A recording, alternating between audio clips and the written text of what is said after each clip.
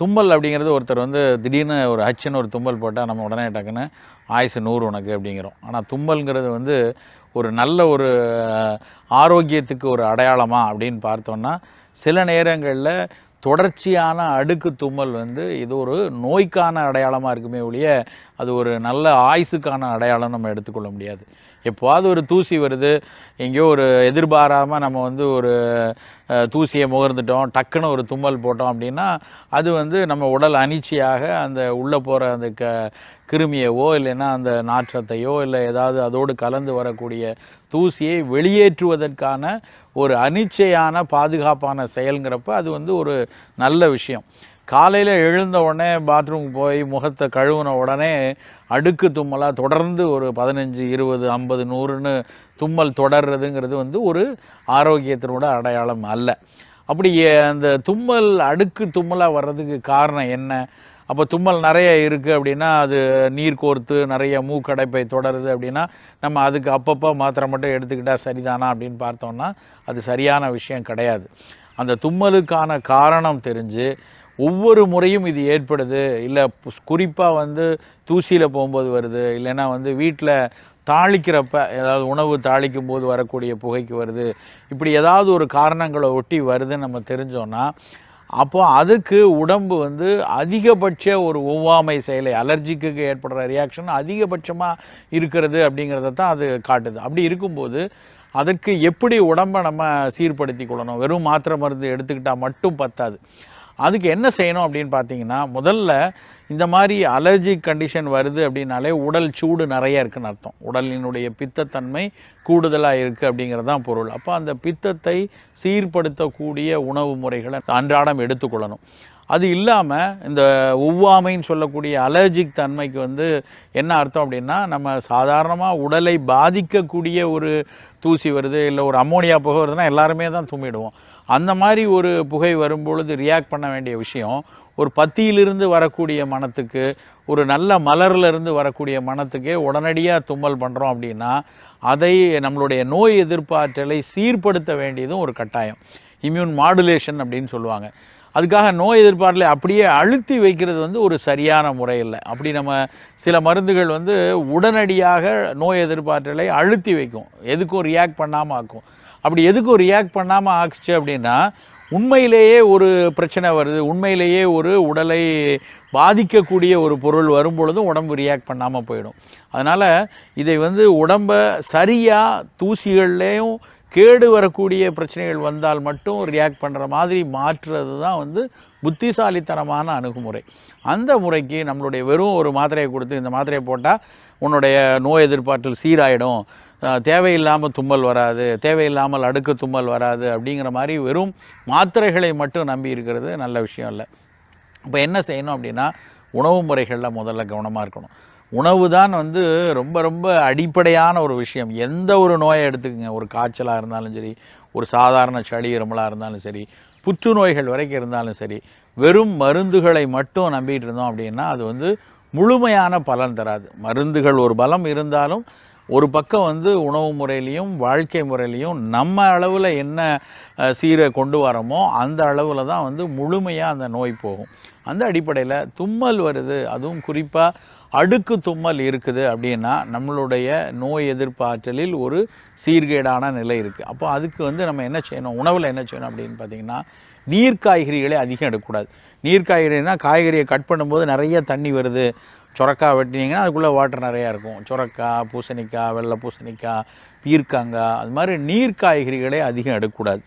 ஒருவேளை கோடை சமயம் இந்த நேரத்தில் நீர்க்காய்கறி எடுத்தால் தான் உடல் சூடு தணியும் அப்படிங்கிற மாதிரி இருந்தது, இல்லை அது மட்டும்தான் இன்றைக்கி சமையலுக்கு இருக்குது அப்படின்னா அந்த நீர்க்காய்கறிகளை சமைக்கும்போது அதில் நிறையா மிளகுத்தூள் போட்டுக்கணும். இந்த இஞ்சி, சீரகம், பூண்டு இந்த மாதிரி உடலில் பித்தத்தை குறைக்கக்கூடிய, கபம் வராமல் தடுக்கிறதுக்குரிய பொருட்களையும் இந்த மாதிரி நீர்க்காய்கறிகள் சமைக்கும் பொழுது சேர்த்து கொள்ளணும். இது ஒரு பக்கம். இன்னொன்று வந்து ரொம்ப குளிர்ச்சியான உணவுகளை அதிகம் எடுக்கக்கூடாது. குளிர்ச்சியான உணவுகள்னால் ஐஸ் தண்ணி, ஐஸ் வாட்டரு, குளிர்பானங்கள் இந்த மாதிரி உணவுகளை அதிகம் எடுக்கக்கூடாது.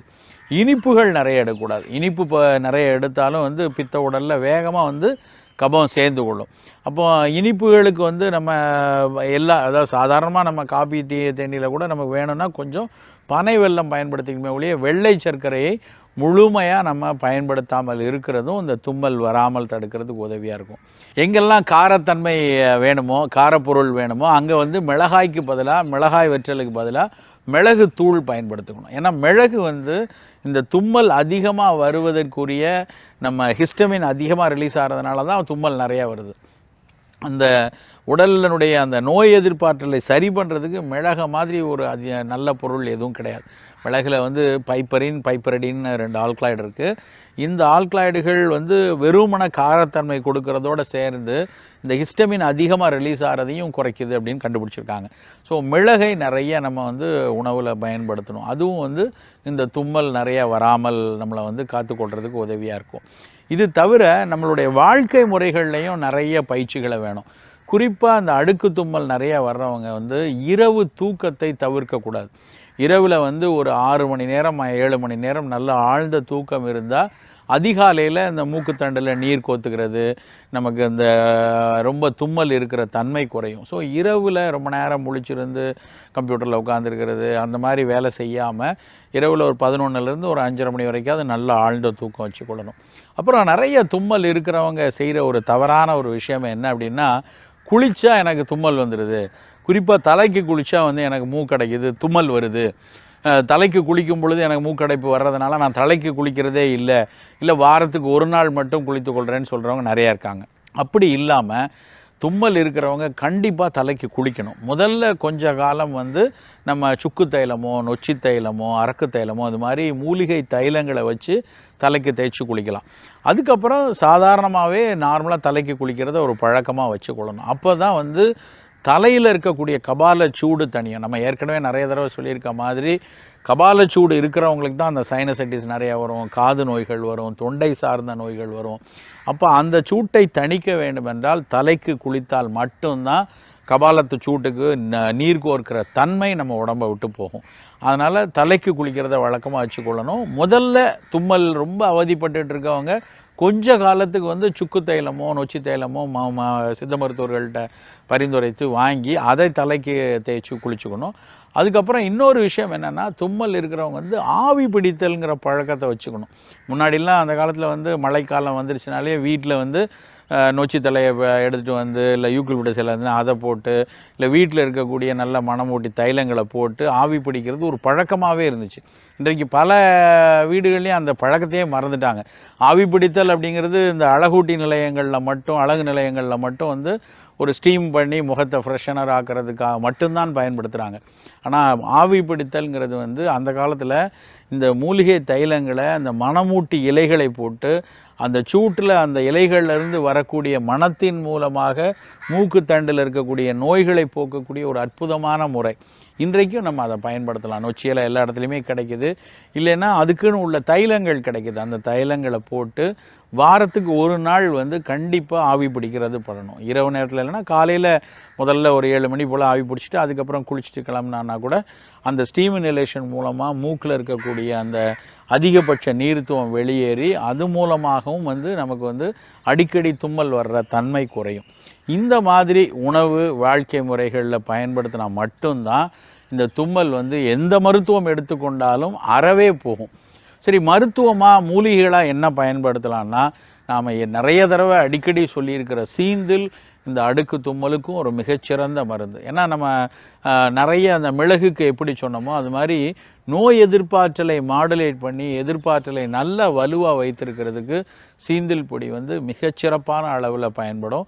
இந்த சீந்திலினுடைய நல்ல முற்றிய தண்டை வாங்கிட்டு வந்து நல்லா பொடி செய்து அதை ஒரு அரை ஸ்பூன் வந்து காலையிலையும் நைட்டும் உணவுக்கு முன்னாடி எடுத்துக்கொள்ளலாம். அது ஒரு 45 நாள் இல்லை 90 நாட்கள் தொடர்ந்து எடுத்துக்கொள்ளும்போது வந்து நமக்கு வந்து அந்த நோய் எதிர்ப்பாற்றல் சீராகி அடிக்கடி தும்மல் வர்ற தன்மை போகும். நீர்க்கோவை மாத்திரைன்னு சொல்லுவாங்க. சுக்கு, மஞ்சள் இந்த மாதிரி பொடிகள்லாம் சேர்ந்து அதை வந்து ஒரு மாத்திரையாக உருட்டி வச்சுருப்பாங்க. அந்த மாத்திரையை தண்ணீரில் இழைச்சி நல்லா நெற்றிக்கு மேலே மூக்கு தண்டு மேலே இரவு நேரங்களில் போடலாம். வெறும் சுக்கை கூட இழைச்சி இரவு நேரத்தில் நெற்றி மேலே மூக்கு தண்டு மேலே போட்டோன்னா நீர் கோர்த்துக்கிற தன்மை குறைந்து அதனாலேயும் இந்த அடுக்கு தும்மல்ங்கிற விஷயம் வந்து குறையும். ஸோ தும்மலை குறைக்கிறதுக்கு ஒரு வேளை மாத்திரை இரவில் மட்டும் போட்டுட்டு படுத்தா தும்மல் வராதுன்னு காலம்பூரா அந்த மாத்திரைகள் எடுத்துக்கிறது மாதிரி இருக்காமல், உணவில் இப்படி ஒரு அக்கறையும் வாழ்வியலில் இந்த மாதிரி ஒரு விஷயமும் பிராணாயாம பயிற்சியும் சேர்த்து எடுத்துக்கிட்டோன்னா இது ஒரு பெரிய நோயாக மாறாமல் தடுக்கும். அதோட ஒரு நோய் உள்ளே இருந்து அதுக்கு சிகிச்சை எடுத்து கொண்டிருந்தாலும் இந்த பழக்க வழக்கங்கள் முழுமையாக இந்த தும்மல் வராமல் இருப்பதற்கு நமக்கு ரொம்ப உதவியாக இருக்கும்.